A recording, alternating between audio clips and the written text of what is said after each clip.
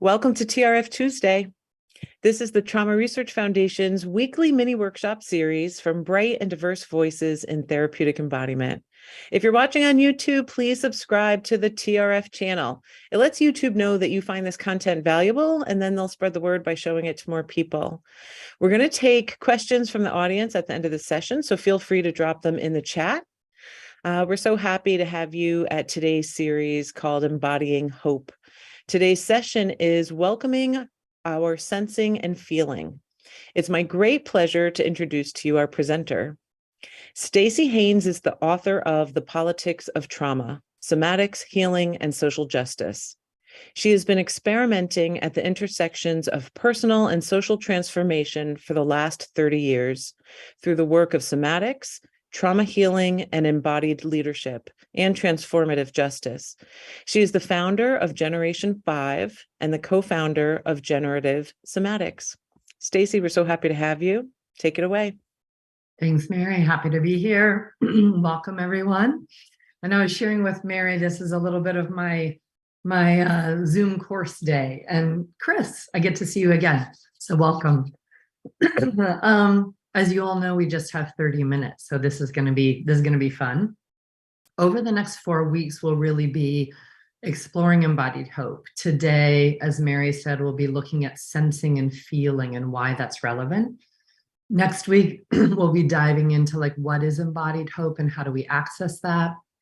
The third week, we'll be looking at how do we cultivate hope from the inside out and then also in our actions. And then the final practice session will be talking about holding complexity. Yes, hope invites us to hold complexity, and our world seems to invite us to hold complexity. So I look forward to practicing for 4 weeks with you all together. I'm going to do a very brief sharing a couple of slides, and then mostly it'll be experiential. We'll just kind of get into sensing, feeling, and hope. But briefly, I wanted to orient folks.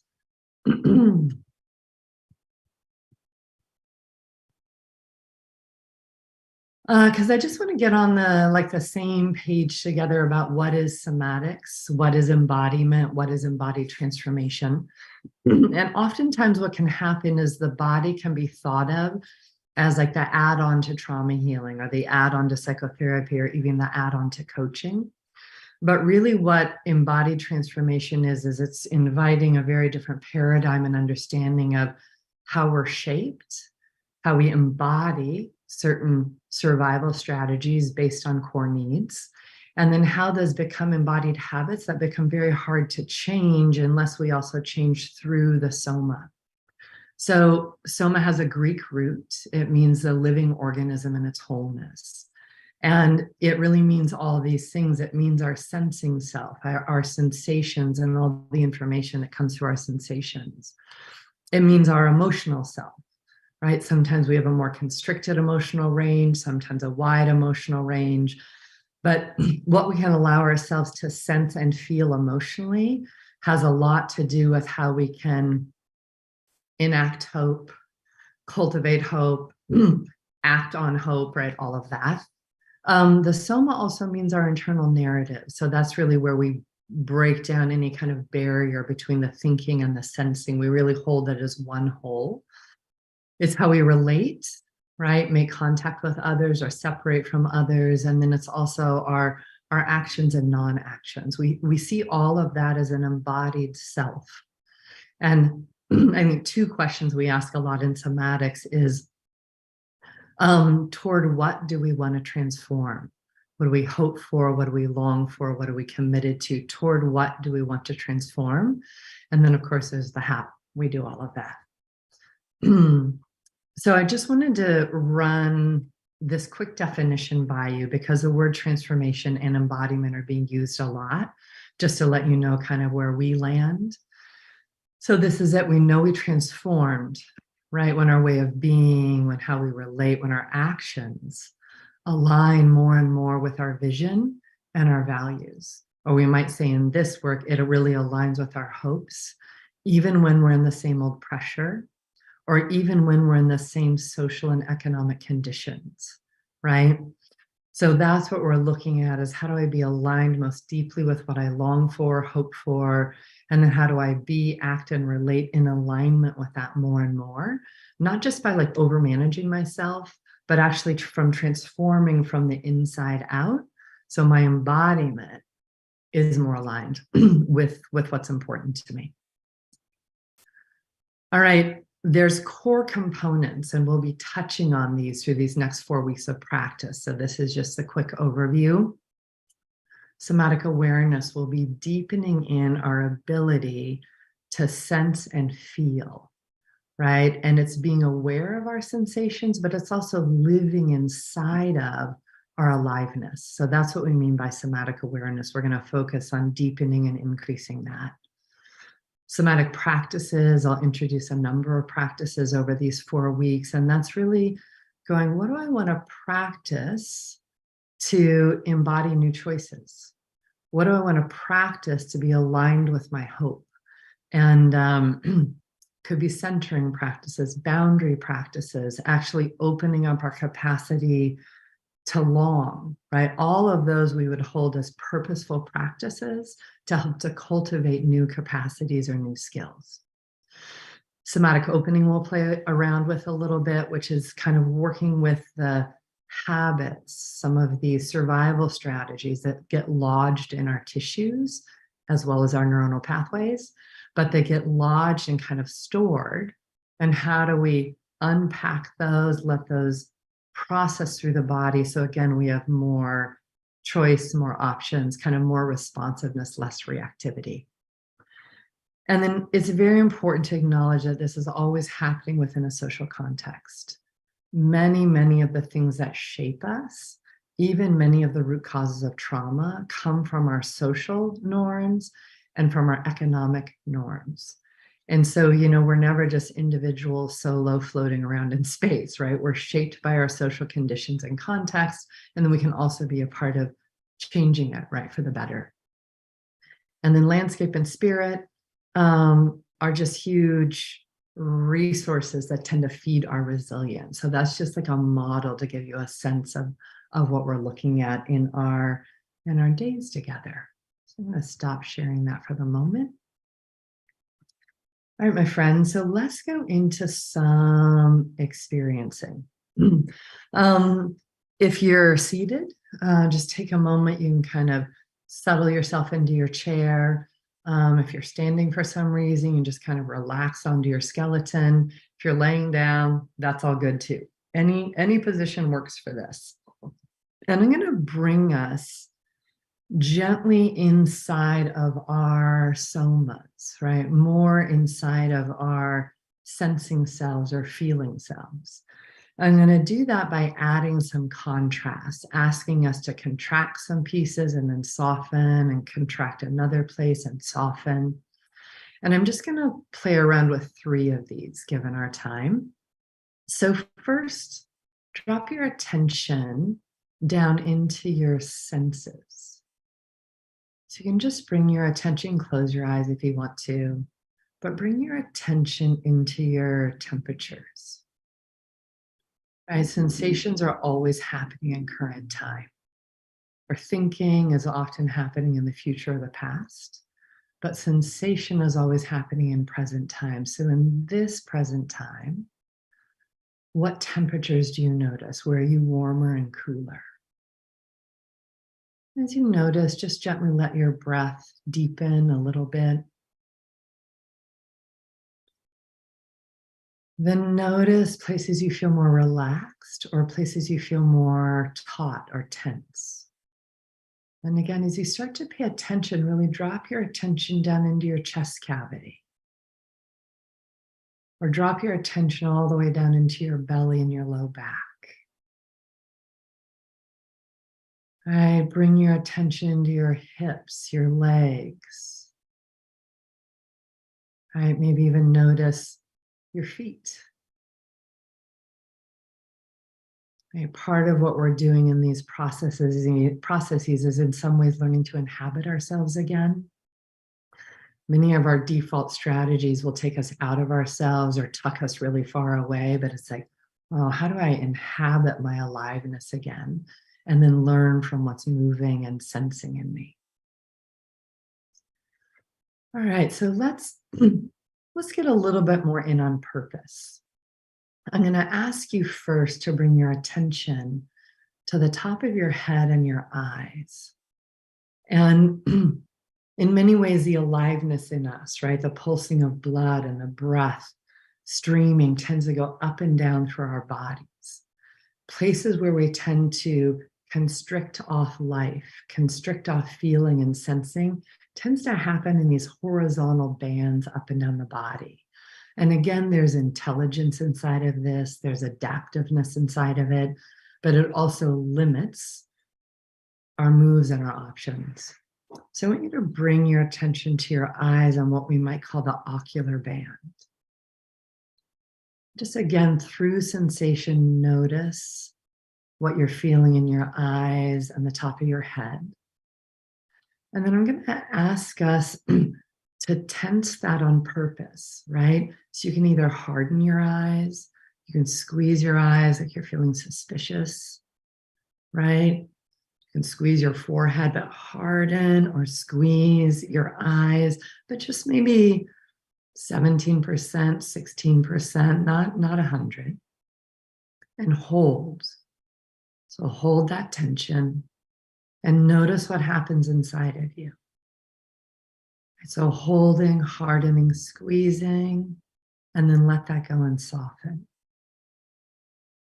Let your eyes soften and become more receptive, and let your eyeballs rest back into their sockets, whether your eyes are open or closed. And then notice if something also shifts in your breath.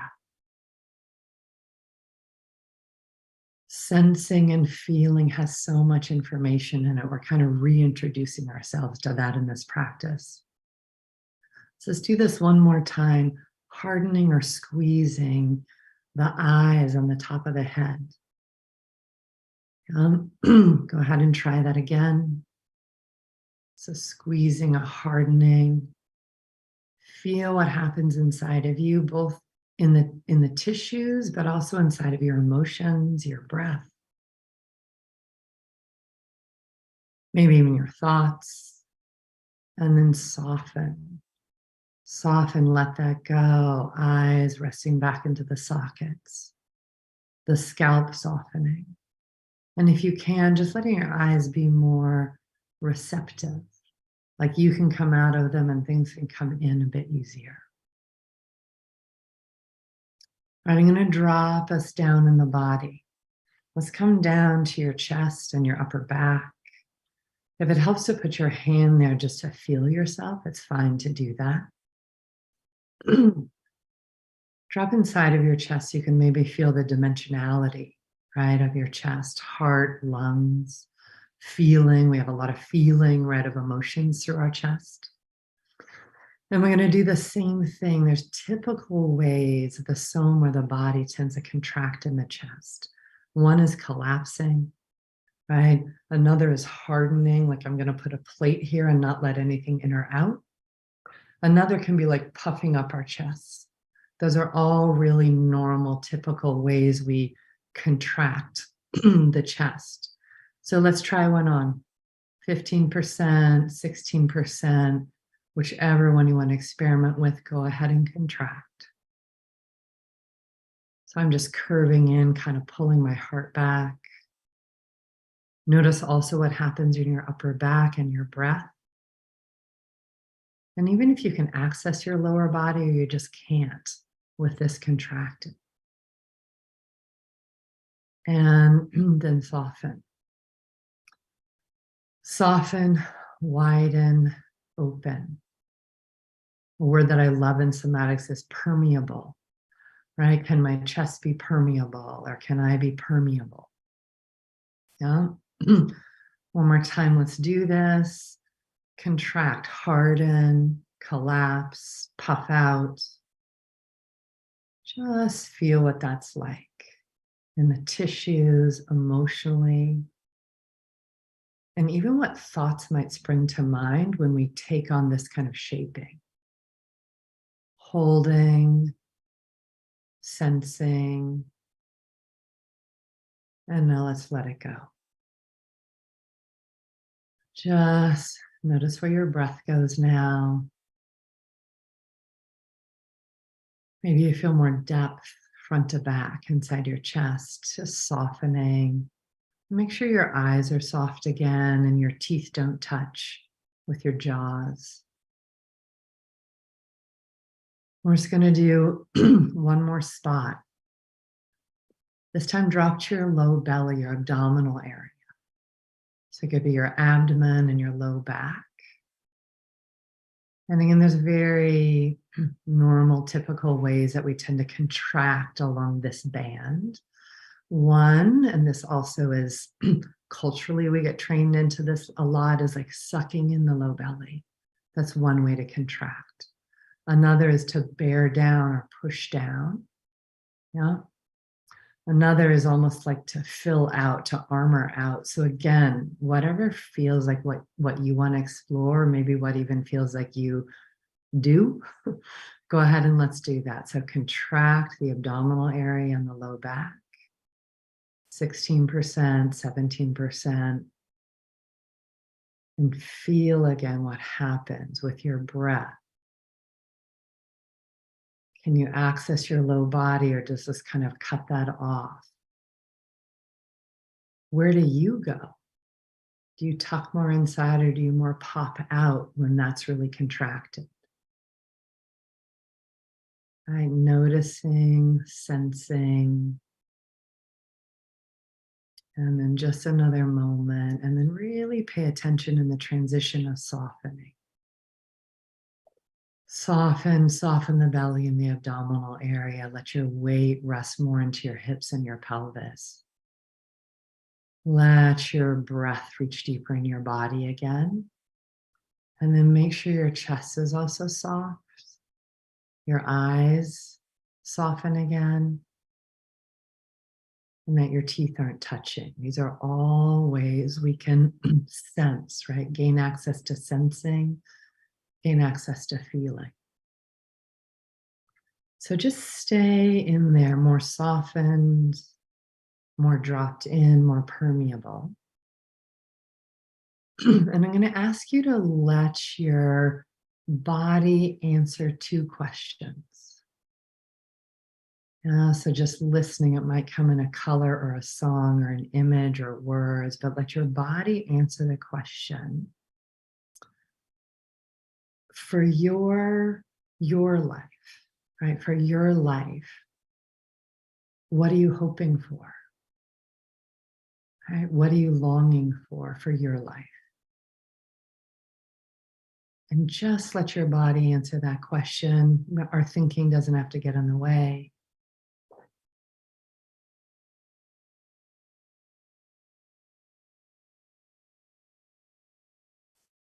For your life, what do you hope for?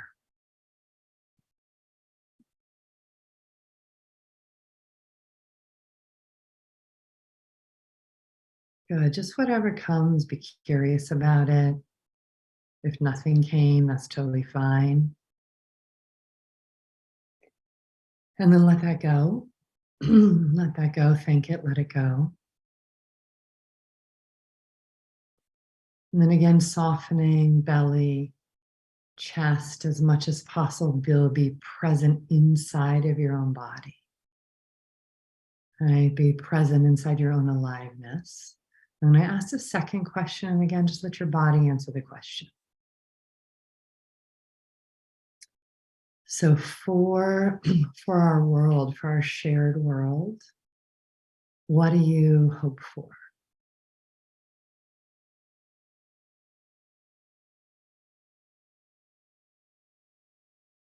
Listening, sensing, feeling.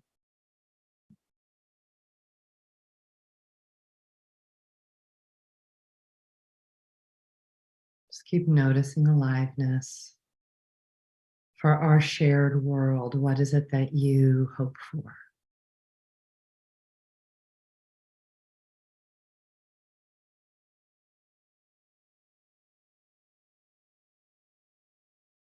Notice what comes.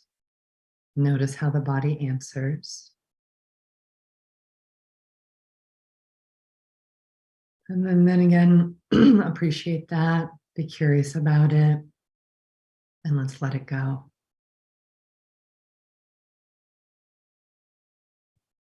All right, I'm gonna bring us to a standing practice. There's a basic practice, and we'll be building on it every week.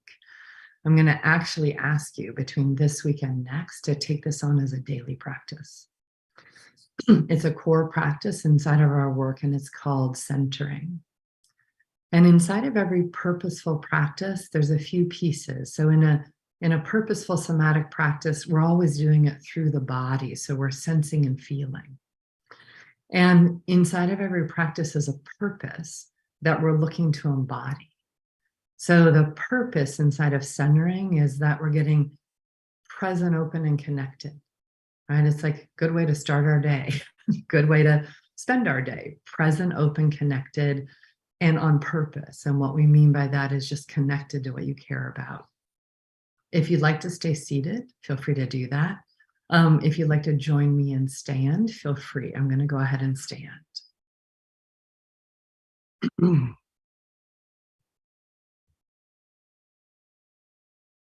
All right. If you're standing, you can feel your hip bones and just place these long bones of the femur just under your hip bones. And then you want to make sure that your knees are just slightly soft and not locked. Yeah. And because we've been inside of our bodies already today, just drop yourself back in there into sensing, into feeling. And then I'm going to ask you to bring a hand right to your abdomen, almost like your thumb could be in your belly button and the rest of your hand rests underneath. And then bring your attention, bring yourself behind your hand. Yeah. This is our center. We're going to call this center. Across culture, this is called many different things. But this is like our center of movement, our center of gravity when we're standing. It's where people who carry babies, right? We're going to center in 4 directions, okay? And this is, again, a way to get ourselves present, open, connected, right, and on purpose. So let's first together center in length. And what that means is let your weight rest onto your skeleton, let your weight rest into gravity, and simultaneously lengthen up. So we're filling out into our full length. There's a lot of pressures in our world and in our lives that ask us to shrink or turn away from or try to overinflate or overreach. And what we want to do is just from center, relax into our own height, into our own length, connecting down and up at the same time, right? Lower body and upper body. And balancing out top and bottom. So center in your own length. In length, we're also centering in our inherent dignity. Yeah, your dignity, each other's dignity, the dignity of all life. So we're just practicing in a center and length. And I'm just going to practice, right, dignifying all life, right, including yourself. All right, then from all that length, we're going to center in width. So from the center line, just widen out side to side. Across your collarbones, across your mid-back, across your hips. Again, many pressures and experiences of our lives might have taught us to have to curl in, or might have taught us that we have to, like, again, pump out. This is a relaxed, centered widening. Yeah. Fill out across your knees if you can, and then find balance left and right. You can kind of go left and right if you want on your seat or on your feet, and then find that place in the middle where you can be wide, right, and connected. All right, centered in length, centered in width, and then let's center in depth. Backside, right, all of our screens pull us forward. So take a moment and feel the space at the back of your heart. Feel the back of your hips from the inside out. You can also just expand into the space. Feel for the space behind you. And I really think of that as like everything that's come before, right? Ancestors, all those movements, right, for social change and a better life. Yeah, our lived experiences. You know, one way that we really think about the soma is as 3 billion years of evolutionary wisdom is at our backs, and we're a part of that. Yeah, then come through your insides. Can you make just a little bit more room for your lungs? A little bit more room for your belly, right? For the aliveness in you. And then all the way to the front side. So we're connected behind us, inside of us, and in front of us, where we've been, and then facing into where we're going. You know, balancing out, not pushed forward, not pulled back. All right, centered in length, width, depth, present, right? Open, connected. And the last thing I want to invite you to center on, that could have been one of your answers, but really center on a hope, right? Or center on a longing, either for your life or for the world. And you might remember that through your body, you might need to bring it to mind, but let it really go through your whole nervous system. You know, one of the things I long for is I long for equity and justice, right? For all people, for all beings. I long for a vibrant, healthy future for this planet, right? So I'm just going to feel that, let that really fill out my nervous system. So I'm practicing centering on my hopes. All right. I'm going to ask you all to do that practice once a day between now and our next Tuesday. So you'll get 7 reps in of centering, and you can go back and watch this video if you want me to guide it through it, but you got it. All right. Those of you who are standing, come on back down. And I'm going to open it back up to Mary. A little late. I apologize. Oh, no worries. That was that was so enlightening. And Pat is joining us. I found that when I was tightening my eyes or tightening my abdomen, that my shoulders would just go up, and I wouldn't always notice it until I was relaxing into it. My whole body would almost go into a freeze. I couldn't really access anything, just with 16%. It's trippy, isn't it? It is trippy. And then we're like, whoops, how much of my day am I spending like that? Yeah. Right? Yeah. We do have a few questions coming in here. Someone's asking, what does dignify myself mean in the last practice? Yeah, I so appreciate that. You know, we'll talk about this more as we go, but safety, belonging, and dignity are inherent needs inside of human beings. You might think of dignity as a sense of worth or that we matter. And so we have practices that help us regenerate that sense of safety, belonging, and dignity from the inside out. So you can translate it for yourself, but it means like inherent worth, or like, I don't have to do anything to be, to matter to life. So that's what we mean by dignity. Yeah. Another question that came in, can you explain centering on hope and what that means somatically? For sure. So, you know, somatics really starts with this whole question of what do you long for and what do you care about, rather than what's wrong. Now we get to what's wrong because we're all struggling with various things, but being able to somatically sense, feel, and discover what is it that you long for? What is it you hope for? And then to practice bringing yourself back to that over and over again is a purposeful practice to, in some ways, pull our attention away from what's wrong and pull our attention back to here's what matters to me. And I want that to guide my action. I want that to guide my change and transformation. Okay, yeah, that's really helpful. I don't see any other questions right now. We are a little over time. I'll give people a few seconds. Let's see. There's a comment. I think even animals have the basic needs for safety, belonging, and dignity. Yep. Mammals, we're all mammals. And there's lots of different creatures. All creatures are really wired for safety, obviously. Yeah. Yeah. Someone's just asking about the recording. The recordings are actually live right now, and as soon as it's over, you'll be able to rewatch them on YouTube and later this evening on our Facebook, or not our Facebook, our website. I want to speak to also what I just saw in the chat about anger. It's so interesting to watch what automatically happens when we tense. And I think for a lot of people, there can be an automatic emotion and narrative that comes up that's can be angry, can be more hopeless. For some people, it's like they strengthen up and that's what has them feel strong.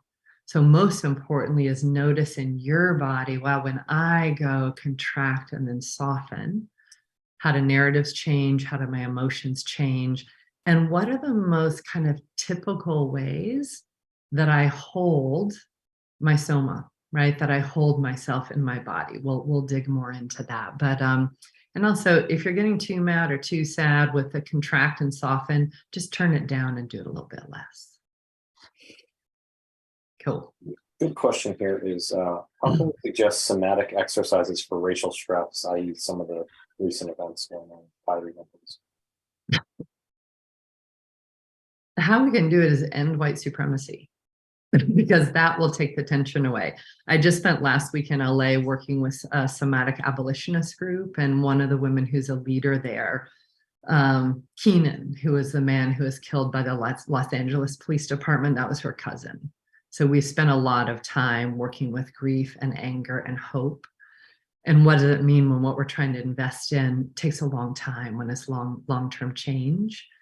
When you're dealing with racial trauma, gender trauma, trauma that comes from oppression, one of the important things to do as we drop into our bodies is orient inside of our bodies also to the things that I think of it as the small joys or the small hopes, and have a balance of like, okay, some small joy and facing the traumas of racial violence. Okay, then like this, cultivating both, because it is very overwhelming to face what we're facing with racial violence and racial trauma. So thank you for bringing that question. And as we talk about embodied hope and complexity, we're going to talk about these things because we are in and of this world. Yeah. All right. I think we're about out of time. So we'll stop there. Thank you, everybody, for your questions. Thank you, Staci. Yeah, thank you, Staci. I want to quote what Katrina said. She said that was seriously both so simple, so intuitive, yet so profound and so expansive at the same time. I couldn't agree more. Thank you so much, Staci. We're so happy to have you. Today's the first of 4 sessions, and we really look forward to next week. Thanks to all of our audience. We're really happy to have you here. You can find past sessions, this session and previous presenters on the TRF website under the Somatic Library. Behind the scenes, working hard, are TRF team members Star Muhammad, Connor McCann, Pat Murray, and I'm Mary Frangie, and we look forward to seeing you next time. Thanks for being here. Bye, Thank you all. See you next Tuesday.